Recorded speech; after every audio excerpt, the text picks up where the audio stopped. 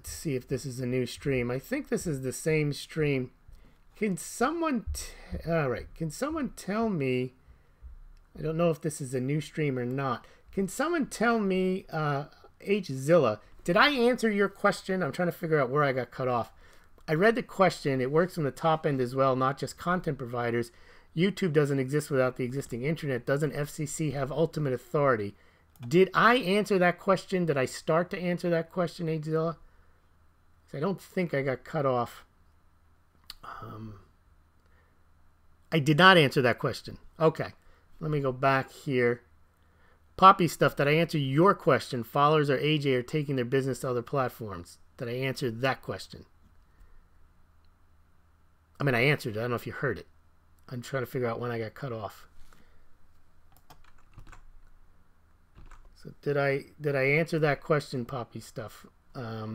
I did. Okay, so that's where I got cut off then. So Poppy Stuff asked if followers or AJ are taking their business to other platforms, and I explained why that was a good idea. Okay, then Hubzilla asked, it works from the top end as well, not just content providers. YouTube doesn't exist without the existing internet. Doesn't FCC have the ultimate authority? And yes, that is the point. If you remember, conservatives were against net neutrality. Why? They did not want the government controlling the internet. Remember during the George Carlin period, it was against the law to say FCC rules to say the 7 bad words that he used to say really quickly as part of his routine. Well, that's what you get when you have the government regulating what goes on television and radio. Well, this would be the same thing. If the FCC had ultimate authority over Facebook, Google, YouTube, Twitter, and so on, and it would depend on who was in the FCC. It would depend on which government was in power. So a left-wing government would probably be worse for conservatives. They could decide that Alex Jones needs to go off, and they would have specific FCC rules that would be targeted towards him, and then you'd be more screwed. Why? Not only would Alex Jones not be allowed on the platforms, it would be the law. It wouldn't be like, oh, well, Facebook says I can't be on there. You would actually get fined probably. You'd get booted and fined if the government were controlling what the rules and regulations were for allowing you on there. So it's very dangerous. You're far better off with the contract issue that I was talking about, which is you have the right to say, look, you have taken me off the platform. You are unjustly enriched by the content I provided and all the money that you made off of it. And that would make the social media platforms wary of kicking people off because, and also it would make them wary to take people on, but that would be fine. Why? Because if they didn't take everybody on, then they wouldn't have everybody there. I heard this conversation the other day. People were saying, I want to be on YouTube because everyone's on YouTube. Well, the only reason everyone's on YouTube is because you're there. If you weren't there, then everybody wouldn't be on YouTube. Well, my solution would be the same thing. If they see Alex Jones coming, they won't let him on. They don't have to let him on. Why? Private company. And there's no rule that says he has to come on. Well, what's that going to do? That's going to accelerate the creation of alternative platforms, which will grow and will end up breaking up the monopoly. So if a private company has to pay because they've been unjustly enriched by letting a content provider come on and then breaching that contract unilaterally, without cause, without warning, and without any compensation, that's a theft, that's a taking. They'd be less likely to do it. And clearly, they'd be less likely to all join up with each other in a conspiratorial way. Monopolies, I mean, that's all the monopolies getting together and enforcing a taking from Alex Jones, whoever has been deplatformed. Pad, implied contract. That's right. Morality has nothing to do with court rulings. How sick is that? Pad, the FCC is nothing more than an extension of corporation. That's why Congress has fascists on it, the front wall above the speaker. Poppy stuff. How much does the government subsidize the companies? Well, I think that the government subsidizing the companies is an important issue if you're concerned about or you want to make the argument that these are public utilities. Clearly, they probably receive something. I don't know the ins and outs. I have not studied, I've not researched how much money these companies got from government at all. But it's important, if you're going to make the argument, there's some nexus that somehow these are public utilities that they have a nexus to government, they're quasi-public in nature or public in nature. That's the argument. And then that's the argument to say, well, now the government is going to say who can come onto the internet, who cannot come off the internet, who can't be banned. And I actually think that's worse. I actually think you get more people booted depending on which political party is in power and is controlling that. Pad, Lewis, I take you see nothing in history that speaks to your topics, I mean real history. I don't know what that means. I'm focused on a particular issue. I'm not interested in hearing about all the conspiracies, real or imagined, in the past that have to do with it. They don't directly impact what I'm talking about. All right, Poppy stuff. Government tolerates these monopolies. Isn't that the same as funding? Well, that's a good point. Now, the other thing is the market tolerates them.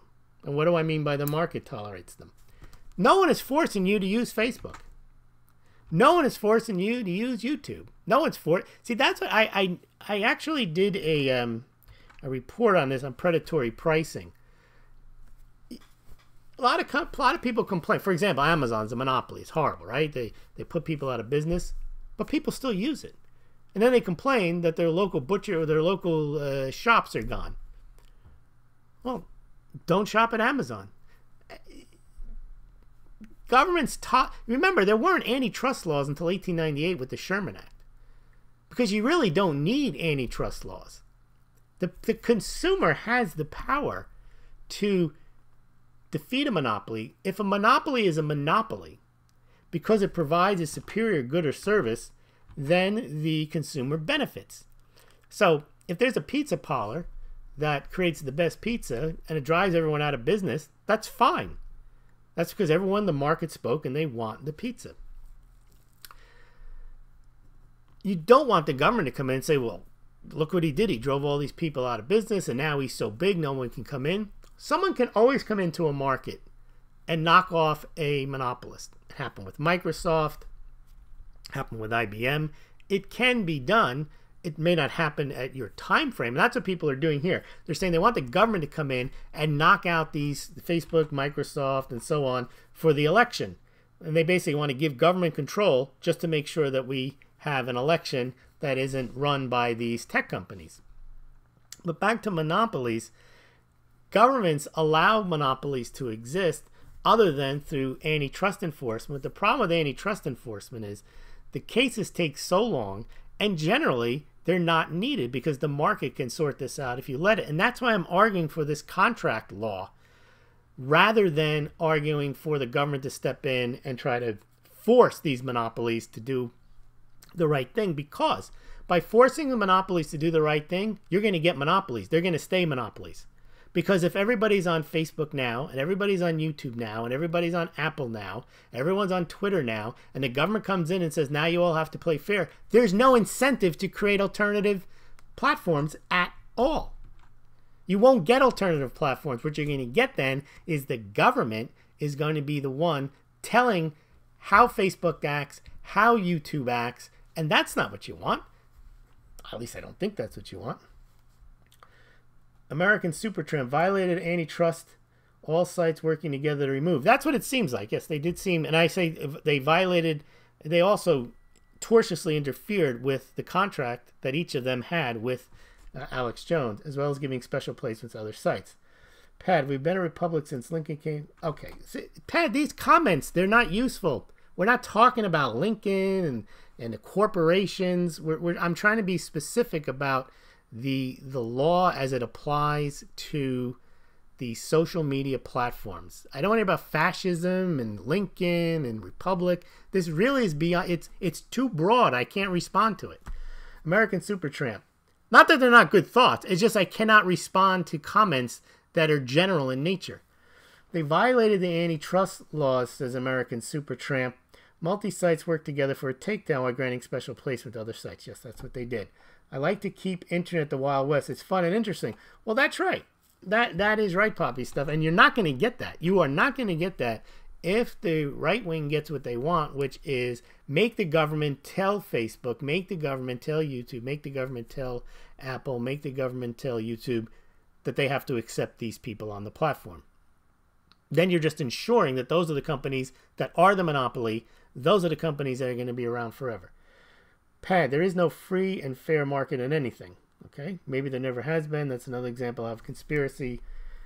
History affect your topics today. Pat, if you want to run a website and you want to tie in all these ideas or do podcasts, feel free to do it. But you can't expect me to run my podcast the way you want it to be run with all these historical nuances that come in and out. I appreciate you giving them to me, but I'm not going to change my analysis of what I'm looking at a specific issue here. All right, well, I want to thank everybody for joining. It looks like this is 2 podcasts wrapped into one, but thank you very much for joining me tonight, and join me again tomorrow night.